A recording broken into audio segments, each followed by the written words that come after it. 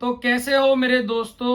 कल का दिन बहुत ही शानदार रहा फुटबॉलिंग वर्ल्ड के लिए, न्यूट्रल्स के लिए, लेकिन हम जैसे लोगों के लिए जो कि ये एक्सपेक्ट कर रहे थे ब्राजील जैसी टीम से, ये एक्सपेक्ट कर रहे थे स्विट्जरलैंड जैसी टीम से, ये एक्सपेक्ट कर रहे थे टर्की जैसी टीम से कि वो लोग सिंगल हैंडेडली इस दिन को डोमिनेट करेंगे।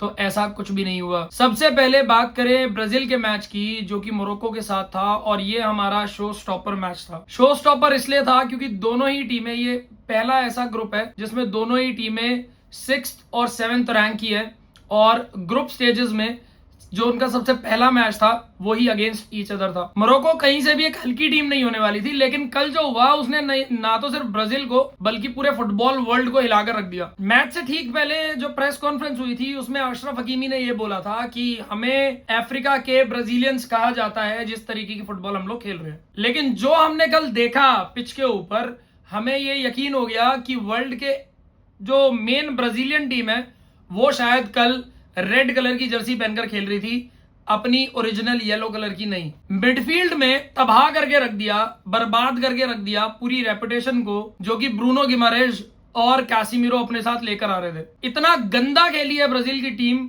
कि मुझे नहीं याद कि उन्होंने 6 पासिंग भी स्ट्रिंग करी हो एक साथ बिना पोजीशन लूज किए। कोई भी इंटेंसिटी ब्राजील की तरफ से नजर नहीं आ रही थी। सबसे बुरी बात तो ये लगी कि ब्राजील की इतनी एक्सपीरियंस टीम, बहुत सिंपल सी बात है, हम लोग जब फुटबॉल देखते हैं तो हमें इतने साल हो चुके हैं फुटबॉल देखते हुए, हम इंडिया से बिलोंग करते हैं और हमें ये चीजें पता है कि जब भी विंग प्ले होता है तो जो वाइड डिफेंडर्स होते हैं जिनको हम राइट बैक और लेफ्ट बैक्स बोलते हैं, जब भी अटैक या डिफेंस होता है तो विंगर्स और ये वाले वाइड डिफेंडर्स साथ में मिलकर खेलते हैं। अगर ये इंडिविजुअली खेलेंगे और कोई भी टीम जो कि हाई प्रेसिंग टीम है, मोर इंटेंस टीम है, वो एक प्लेयर के बस की बात नहीं होती, आपको लिंकअप प्ले करके वहां से निकलना होता है। कल 0 लिंकअप प्ले था क्योंकि वेजली को इंजरी हो गई थी और उनकी जगह पर इबानेस खेले थे। इबानेस का इतना घटिया गेम था कि मैं बता नहीं सकता। दूसरा, मार्किनियोस और गैब्रियल, इतने शानदार ये दोनों डिफेंडर्स हैं वर्ल्ड फुटबॉल के, अभी चैंपियंस लीग का फाइनल खेल कर आ रहे हैं, अपनी अपनी लीग जीत कर आ रहे हैं। जिस हिसाब से ये खेले मुझे नहीं लगता, ये ऐसा लग रहा था कि शायद ये किसी लीग 1 या लीग 2 की टीमें हैं। घटिया से बहुत डिफेंडर्स थे ये। जो बॉल ब्राहिम डियाज ने डाली थी साइबारी को जिसमें उन्होंने गोल मारा, ऐसा लग रहा था गैब्रियल मैगलेस को कुछ समझ ही नहीं आया, इतनी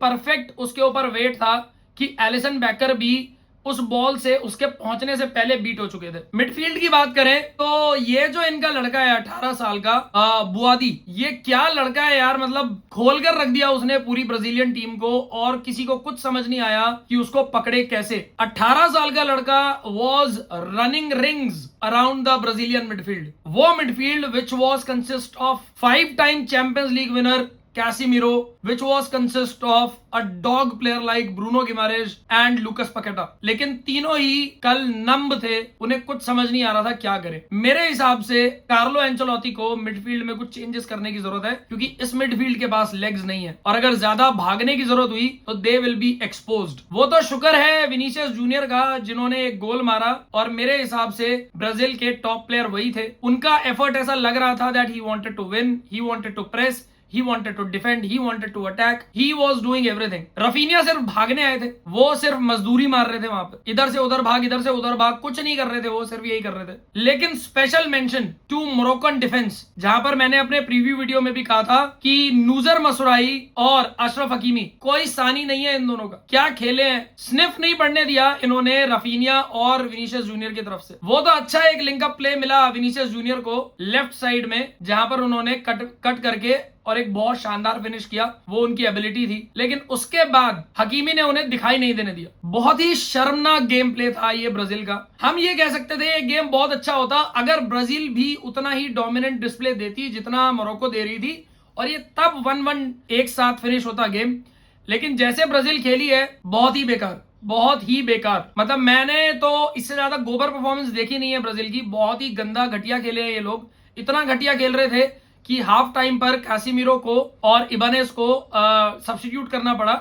विद फाबिनियो एंड राइट बैक के रूप में डेनिलो आए खेलने के लिए। डगलस सैंटोस अच्छा खेल रहे थे लेफ्ट बैक पे, लेकिन इसके अलावा कोई भी ब्राइट साइड नहीं थी ब्राजीलियन फुटबॉल के बारे में। अगर मैं बात करूं तो शायद ये बोल सकता हूं कि जब ईगोर थियागो, वो चिकन हेडेड आदमी जिसको समझ में नहीं आ रहा कि क्या हो रहा है, उसकी जगह पर मथायस कुनिया को लाया गया। जब मथायस कुनिया आए तो थोड़ी सी फ्लूइडिटी दिखी आगे, और मुझे ऐसा लगता है कि कार्लो एंचेलोती को मथायस कुनिया को इंटीग्रेट करना चाहिए ईगोर थियागो की जगह, या एंड्रिक को करना चाहिए, और लुकस पकेटा की जगह मथायस कुनिया को करना चाहिए। अगर ऐसा ही डिस्प्ले इन्होंने दिखाया तो मुझे नहीं लगता कि ये लोग ज्यादा आगे जाने वाले हैं। अब क्योंकि ये 1-1 ड्रॉ है और दोनों ही टीमें एक एक की बराबरी पर है, लेकिन जो रेपरकशंस होंगे इस ड्रॉ के वो ये है कि स्कॉटलैंड कल अपना मैच जीत गई हैती के अगेंस्ट और उनके 3 पॉइंट। अब मैं ये बिल्कुल नहीं कहूंगा कि ब्राजील इस ग्रुप से आगे नहीं जाएगी, डेफिनेटली जाएगी, लेकिन शायद वो इस ग्रुप को टॉप नहीं करेंगे। और अगर वो इस ग्रुप को टॉप नहीं करेंगे तो आगे जाके सीधा राउंड ऑफ 32 या राउंड ऑफ 16 में उनको डिफिकल्ट मैचेस खेलने पड़ सकते हैं,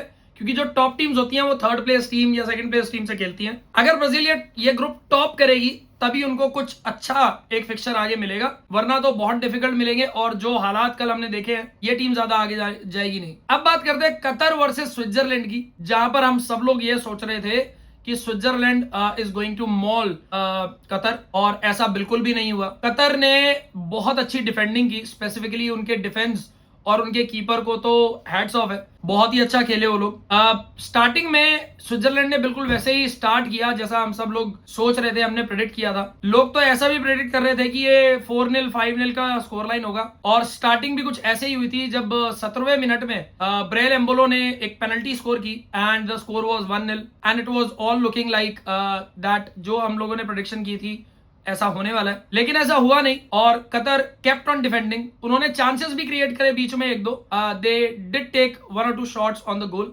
बट ऐसा बहुत देर तक नहीं चला, but they kept on going. और सेकेंड हाफ में थोड़ा बहुत उन्होंने भी चांसेस क्रिएट किए, बट जो डिसाइसिव मोमेंट था वो एक्स्ट्रा टाइम में आया जब 94th मिनट में, क्योंकि 6 मिनट एक्स्ट्रा टाइम मिला था, 94th मिनट में एक क्रॉस में कतर के अटैकर ने जब उसको हेड करना चाहा तो वो डिफेंडर के हेड से लगकर बॉल अंदर चली गई and it was history made. ये एक पॉइंट जो कि कतर ने यहां पर अर्न किया has made history for them, और ये बहुत बड़ा रिजल्ट था, क्योंकि जहां पर सब लोग आपको इतना अंडरडॉग मान रहे थे कि आप 4-5-0 से हारने वाले हो और शायद ये मैच हारते ही आप वर्ल्ड कप से बाहर हो जाने वाले हो, लेकिन ऐसा कुछ भी नहीं हुआ। And after the result they are still in the world cup, they are still in the hunt for round of 32। ये डिपेंड करेगा कि दूसरे मैचेस जो है वो कैसे हुए, वो भी बहुत अच्छे हुए थे। कनाडा वाला मैच हमें याद है, 1-1 फिनिश हुआ वो भी। तो इस ग्रुप को देखने में आगे बहुत मजा आएगा। तीसरा जो मेरे दोस्तों मेरे भाइयों जो मैच रहा है वो रहा हमारा ऑस्ट्रेलिया वर्सेस टर्की। इस मैच पर क्या बात करूं, इस मैच के बारे में मैं क्या बोलूं। हम लोग तो ये मानकर बैठे थे कि सोचने की जरूरत नहीं है कि ऑस्ट्रेलिया को एक स्निफ भी मिलेगा इस मैच में। टर्की इतनी स्ट्रॉन्ग टीम है, from the back till the front, goalkeeper से लेके और फॉरवर्ड अटैकर तक सारे के सारे यूरोपियन लीग में खेलते हैं। चाहे हम कर्दियोग्लू की बात करें जो कि उनके लेफ्ट बैक है और इस साल प्लेयर ऑफ द ईयर रहे हैं ब्राइटन के लिए, चाहे हम उनके सेंट्रल मिडफील्डर्स की बात करें, चाहे अटैकर्स की बात करें, उनके सीडीएम खेलते हैं आकान चालानोग्लू जो कि इंटर मिलान के कैप्टन है शायद, और एक शानदार डिफेंसिव मिडफील्डर है। उनके लिए आर्दा गुलर खेलते हैं जिनकी कंपैरिजन मेजट ओजिल से किया जाता है और रियल मैड्रिड के नंबर 10 है। उनके लिए किनन यिल्दिज खेलते हैं, यिल्मास खेलते हैं, कोकचू खेलते हैं,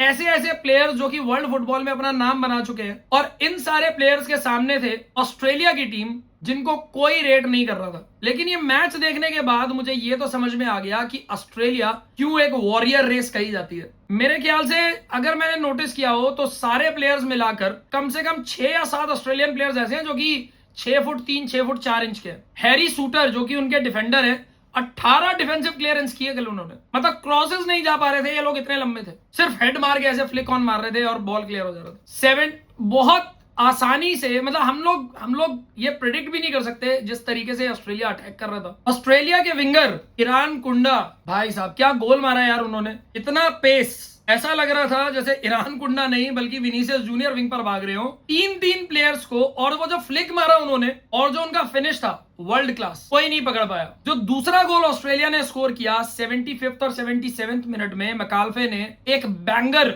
आउटसाइड द बॉक्स उन्होंने शूट किया। जो भी टर्की के प्लेयर्स थे उनको क्लोज इन करने की कोशिश कर रहे थे, वो सोच भी नहीं सकते थे कि वो यहां से शॉट लेने वाले, क्योंकि इनिशियल जो उनका बॉडी पोस्चर था वो एक पास का था, तो उन्होंने भी उसको इतना नहीं ध्यान दिया and eventually he took the shot and the shot found the left bottom corner. और क्या ही शॉट था वो, and eventually Australia defeated Turkey 2-0। Australia को इस ग्रुप में हम लोग ये सोच रहे थे कि वो बाहर हो जाएंगे।